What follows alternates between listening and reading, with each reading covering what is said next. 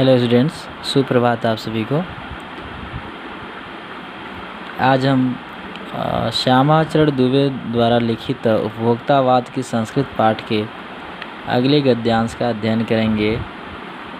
इसके पहले हम देख रहे थे कि किस तरह कंपनियां अपने एक ही प्रकार के उत्पाद की कई सारी रेंज प्रस्तुत करती हैं हमारे सामने, जिससे कि किसी न किसी बहाने ग्राहक की जो जेब है वह ढीली हो सके या ग्राहक का पैसा उनके खाते में आ सके या उनका सामान अधिक से अधिक बिक सके। कुल मिला के उनका उद्देश्य यही रहता है कि ग्राहकों की जेब से पैसे ऐंठना, चाहे जैसे भी हो।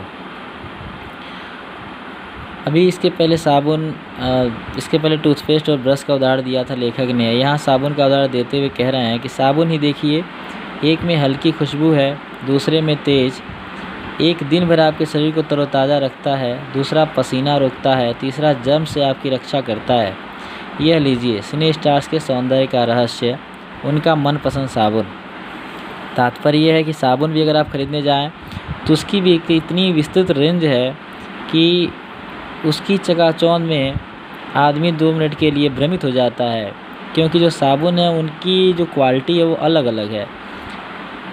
पहले होता था बस साबुन लगा लिया, काम ख़त्म हो गया। आज हर काम के लिए अलग अलग साबुन है। खुशबू चाहिए तो कोई और साबुन लेना है, जर्म्स या कीटाणु मारना है तो कोई दूसरा साबुन लेना है, मतलब कोई पसीना रोकने वाला है। इस तरह कई रेंज जो है साबुन की ही उपलब्ध हैं, जिनमें से किसी एक को तो आपको चुनना ही पड़ता है। और एक के अलावा क्या, जो लोग शौकिया होते हैं वो इसकी सारी रेंज चूज़ कर लेते हैं, ख़रीद लेते हैं। इससे जो कंपनी का जो उद्देश्य है वो पूरा हो जाता है, उनके खाते में पैसे आराम से आ जाते हैं, उनका प्रोडक्ट्स अधिक से अधिक बिक जाता है। इसके अलावा जो कंपनियां होती हैं वह अभिनेताओं से उनका प्रचार प्रसार करवाती है, जिससे कि जो अभिनेताओं के जो प्रशंसक होते हैं वो उनका अनुकरण करते हुए उस सामान को ख़रीद लेते हैं, और यहाँ भी कंपनी का जो उद्देश्य है वो पूरा हो जाता है। सच्चाई का अर्थ समझना चाहते हैं, यह लीजिए शरीर को पवित्र रखना चाहते हैं, यह लीजिए शुद्ध गंगा जल में बनी साबुन। चमड़ों को नर्म रखने के लिए यह लीजिए, महंगी है पर आपके सौंदर्य में निखार ला देगी। संभ्रांत महिलाओं की ड्रेसिंग टेबल पर 30-30 हज़ार की सौंदर्य सामग्री होना तो मामूली बात है। तात्पर्य यह है कि साबुन के जो बहुत सारे वैरायटी उपलब्ध हैं, उनको देख के लोग तो आकर्षित होते ही होते हैं। जो संभ्रांत लोग हैं वो तो भाई संपन्न हैं, उनके पास तो सारी सुविधाएं उपलब्ध हैं, वो उसको खरीद सकते हैं, ले सकते हैं। परंतु जो मध्यम वर्ग है, जो गरीब वर्ग है, वह भी इन चीज़ों की तरफ ललचाई नज़रों से देखता है और इन वस्तुओं का उपभोग करने का प्रयास करता है, उनको भोगने का, उनका प्रयोग करने का प्रयास करता है, जिसके चक्कर में वह पैसे खर्च करने से हिचकता नहीं है, और वह यह नहीं सोचता कि यह जो पैसे खर्च कर रहा है वो उनकी जेब पर कितना असर डाल सकते हैं। अगर संभ्रांत महिलाओं की बात करें, जो संपन्न महिलाएं हैं, तो उनकी ड्रेसिंग टेबल पर तो 30-30 हज़ार की सौंदर्य सामग्री होना आम बात है। वो तो लाखों की जो है सौंदर्य सामग्रियों का उपभोग करते हैं लोग, क्योंकि वो सुयोग्य हैं। परंतु जो सुयोग्य भी नहीं हैं वह भी उनकी तरफ ललचाई नज़र से देख के अपनी हानि करते हैं और अपनी जेब ढीली कर लेते हैं। पेरिस से परफ्यूम मंगाइए, इतना ही और खर्च हो जाएगा। ये प्रतिष्ठा चिन्ह है, समाज में आपकी हैसियत जताते हैं। पुरुष भी इस दौड़ में पीछे नहीं हैं।